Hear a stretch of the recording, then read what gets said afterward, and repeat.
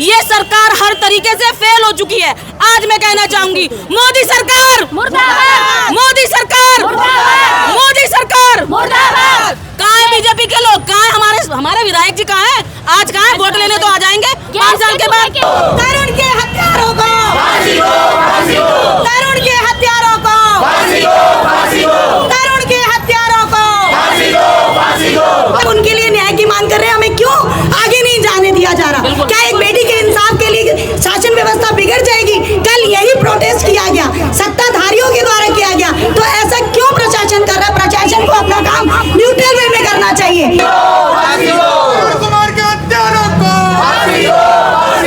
अरुण कुमार के हत्यारों को, भारत माता की वंदे वंदे।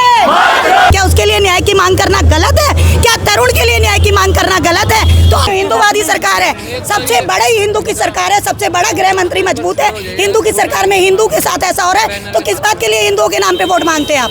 व्यवस्था चरमरा गई है, ऐसा नहीं होना। अपराधी खुलेआम घूम रहे हैं, हत्यारे खुलेआम घूम रहे हैं, कानून व्यवस्था चरमरा गई है। क्या न्याय हो रहा है?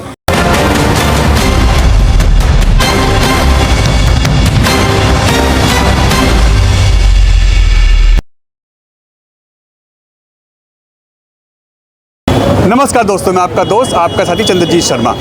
इस समय दिल्ली की जो व्यवस्था है, कानून व्यवस्था, वो कैसे चौपट हो चुकी है, इसका जीता जागता उदाहरण दिल्ली के उत्तम नगर में आपने देखा।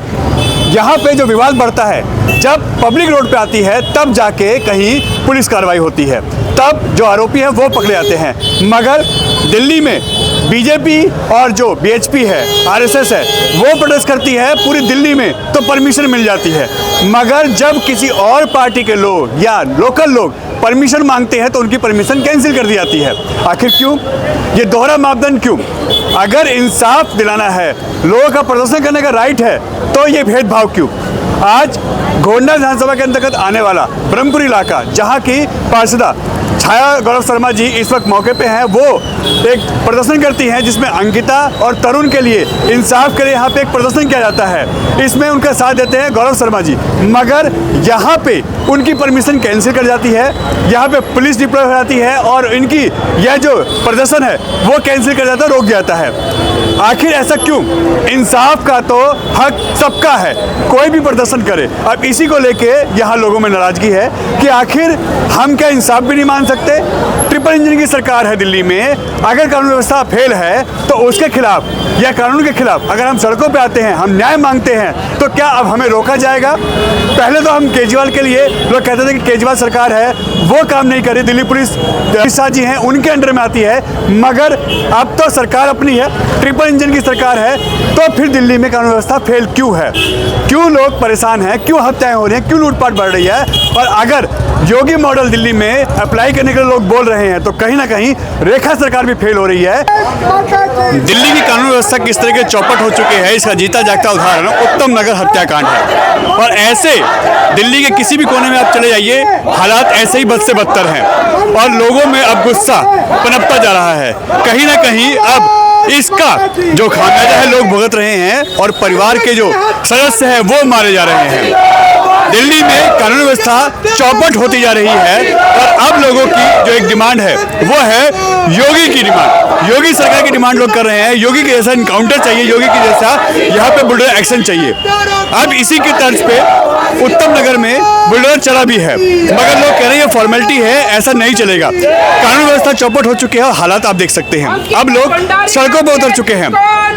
यहाँ के निगम पार्षदा छाया गौरव शर्मा इस वक्त ब्रह्मपुरी इलाके में शारदा के कुएं पे लगातार प्रोटेस्ट कर रही हैं। लगातार यह एक प्रदर्शन है और साथ ही साथ गौरव शर्मा जो गोंडा के यहाँ के प्रत्याशी रह चुके हैं आम आदमी पार्टी से, वो यहाँ से रोहतास भाई और उनकी पूरी टीम यहाँ पे, ये देखिए ये रोड पे हैं। उनका साफ कहना है कि जिस तरीके से हालात बद से बदतर दिल्ली में हो चुके हैं, अब इंसाफ की गुहार लगाने के लिए लोगों को उतरना पड़ता है।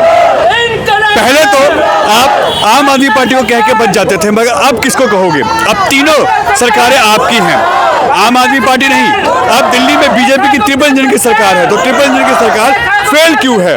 अब इसको लेके लोगों में गुस्सा है, क्योंकि ट्रिपल इंजन सरकार अगर फेल है तो हालात बद से बदतर हो रहे हैं। अब दिल्ली पुलिस काम क्यों नहीं कर रही, इसको लेके लोगों में गुस्सा है। और अब ये देखिए बड़ी संख्या में यहाँ पे देखिए महिलाएं, बड़े बुजुर्ग और यहाँ के जो नेता हैं, यहाँ के जो लोग हैं वो रोडों पे हैं और उनका साफ कहना है अंकिता के हत्यारों को फांसी दो, तरुण के हत्यारों को फांसी दो और हालात बद से बदतर हो रहे हैं। तानाशाही अरुण कुमार के हत्यारों को अरुण कुमार के हत्यारों को अरुण कुमार के हत्यारों को अरुण कुमार के हत्यारों को अरुण कुमार के हत्यारों को अरुण कुमार के हत्यारों को अरुण कुमार के हत्यारों को तरुण के हत्यारों को तरुण के हत्यारों को तरुण के हत्यारों को तरुण के हत्यारों को अंकिता के हत्यारों को भारत माता की वंदे। कानून व्यवस्था बहुत चरमराती जा रही है और तानाशाही चरम पर है। आज परमिशन मांगी गई थी एक पीसफुल प्रोटेस्ट की, मार्च की। सत्ता पक्ष के लोगों को ना परमिशन मांगने की आवश्यकता है, वो बिना मांगे भी उनको परमिशन दी जाती है और पूरे हिफाजत के साथ। मगर हमने परमिशन मांगी गई सिर्फ उन बच्चों के लिए जिन माँ बापों ने अपने बच्चों को खोया है, उनके न्याय की मांग के लिए आज हम सब लोग एकत्रित हुए थे। उसमें हमारी बहन छोटी अंकिता भंडारी, तरुण और बहुत ऐसे तमाम साथी जिनकी खबर हम तक आती भी नहीं है। देश में ऐसे कितने बेचारे बच्चे होंगे जो अपने परिवार से अलग हो गए होंगे और ऐसी दुर्घटना का शिकार हुए होंगे। मगर जितनी बातें हमारे सामने आई, समक्ष आई, हमारा कम से कम एक देश का जिम्मेदार नागरिक होने के नाते एक फ़र्ज़ ज़रूर बनता है कि हम उनकी श्रद्धांजलि के लिए अपने शब्द व्यक्त कर सकें, भावपूर्ण श्रद्धांजलि व्यक्त कर सकें और उनके लिए न्याय की मांग कर सकें कि कम से कम उनका परिवार को हमारे सबकी तरफ से हौसला अफजाई हो सके और उनको लगे कि हाँ, देश का एक एक नागरिक जो है आज उस परिवार के साथ खड़ा हुआ है जिन्होंने अपने बच्चों को खोया है। मगर दुख की बात ये है कि शांतिपूर्ण मार्च के लिए भी हमारे को परमिशन नहीं दी गई। यहाँ पर पुलिस बल तैनात है और ये दोहरा मापदंड जो है दिखाता है कि तानाशाही चरम पर है। ऐसे में लगता नहीं है कि ट्रिपल इंजन सरकार जिसको कहा जाता था, अब तो दिल्ली पुलिस भी उनकी है, ट्रिपल इंजन सरकार उनकी है, उसके बाद फेल है, व्यवस्था चौपट हो चुकी है। दिल्ली के विकास की बात करी जाए तो दिल्ली के विकास भी चौपट हो चुका है, उसके साथ साथ कानून व्यवस्था तो बिल्कुल चरमरा गई है। आज नहीं है, आज कुल मिलाकर दिल्ली के हर नागरिक की सुरक्षा का और देश के हर नागरिक की सुरक्षा का मुद्दा जो है सर्वोपरि है। आज इन महिलाओं को भी घर से बाहर निकलने में डर लगता है रात में कि ये सुरक्षित और महसूस अपने आप को नहीं करती, कि इनको मालूम है कि हम घर तो निकल गए हैं, बच्चियां घर से निकल गई हैं, पढ़ने के लिए निकली हुई हैं, ट्यूशन जा रही हैं, मगर सुरक्षित घर आएंगी नहीं है। कहीं ना कहीं उनके दिल में कहीं ना कहीं एक धक धक रहती है, एक डर रहता है। तो मुझे लगता है इसमें हम सिर्फ पुलिस का दोष नहीं देते, हमारे को भी अपनी जिम्मेदारियां निभानी पड़ेगी। समाज के हर वर्ग को, समाज में हर जाति में बैठे हुए हर व्यक्ति को देश का जिम्मेदार नागरिक होने का फ़र्ज़ अदा करना पड़ेगा। पुलिस के साथ भी मिलकर जो है कार्य करने पड़ेंगे और अगर इस तरीके की गतिविधियां, इस तरीके की मानसिकता के लोग अगर हमारे को कहीं नज़र आते हैं तो उनका बहिष्कार भी करना समाज से बहुत ज़्यादा ज़रूरी है। देखिए, एक साल दिल्ली बेहाल, फिर याद आ रहे हैं केजरीवाल। ये सच्चाई है। मेरे साथ महिलाएं खड़ी हैं जिनको ठगा गया 2500 रुपए के नाम पर। और देखिए, आज जो हमारा प्रोटेस्ट है भाई तरुण के लिए और हमारी अंकिता बेटी अंकिता भंडारी, मैं कहना चाहती हूँ justice deny is a justice delay. आप समझते हैं कि इंसाफ में देर होना मतलब कि इंसाफ से इनकार कर दिया गया। वो अंकिता हमारी जो बिटिया है उसकी आत्मा चित्कार के आज हम सबसे इंसाफ मांग रही है। मैं पूछना चाहती हूँ पुलिस प्रशासन से भी, बेटियां आपके घर में भी होंगी, क्या हम उनके लिए न्याय की मांग कर रहे हैं? हमें क्यों आगे नहीं जाने दिया जा रहा? क्या एक बेटी के इंसाफ के लिए शासन व्यवस्था बिगड़ जाएगी? कल यही प्रोटेस्ट किया गया, सत्ताधारियों के द्वारा किया गया, तो ऐसा क्यों प्रशासन कर रहा है? प्रशासन को अपना काम न्यूट्रल वे में करना चाहिए, किसी सत्ताधारी के अकॉर्डिंग नहीं। सत्ताएं आती जाती रहेंगी, सरकारें बदलती रहेंगी, लेकिन न्याय का साथ दीजिए, उस बिटिया का साथ दीजिए, उस बच्चे का साथ दीजिए जिसके साथ गलत हुआ है। आज हम सभी धर्मों से ऊपर होकर न्याय की मांग कर रहे हैं और सबके लिए बराबर न्याय मांग कर रहे हैं। भारत माता की वंदे वंदे। अंकिता के हत्यारों को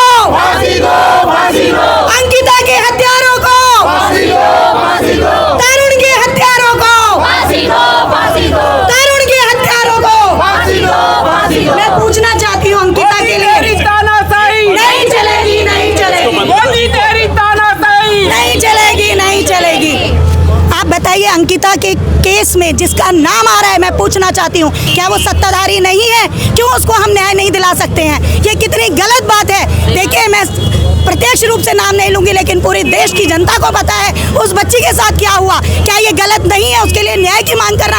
एक एक महिला, सबके घर में बेटी है, मैं भी बेटी हूँ और मेरे घर में भी बेटी है। क्या उसके लिए न्याय की मांग करना गलत है? क्या तरुण के लिए न्याय की मांग करना गलत है? तो आप न्याय दो रूप से नहीं दे सकते हैं। आप दो सत्ताओं के लिए अलग अलग रूल नहीं बना सकते। हम भी चुने हुए पदाधिकारी हैं, हमें भी देश की जनता ने चुना है, लेकिन एक पार्टी को आप पूरा संरक्षण देते हैं, माहौल बिगाड़ने का मौका देते हैं, और एक जो पूरा वर्ग है वो शांतिपूर्ण तरीके से उनके लिए न्याय की मांग कर रहा है। हमें तीसरे पुस्ते तक नहीं जाने दिया जा रहा। तो ये कैसी न्याय व्यवस्था है? हम क्या उम्मीद करेंगे कि हमारे बच्चों को न्याय देंगे?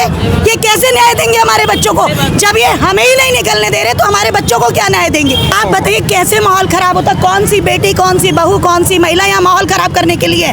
हम उस अत्याचार के खिलाफ आवाज उठा रहे हैं। ये किसी के साथ भी दुर्घटना हो सकती है। आज मेरी बच्चियां बाहर निकलती हैं तो हम नहीं कह सकते कि वो बच्चियां सुरक्षित है। अगर उनकी आवाज हम उठाएंगे तो कैसे माहौल खराब हो जाएगा? मैं पूछना चाहती हूँ, आप बताइए।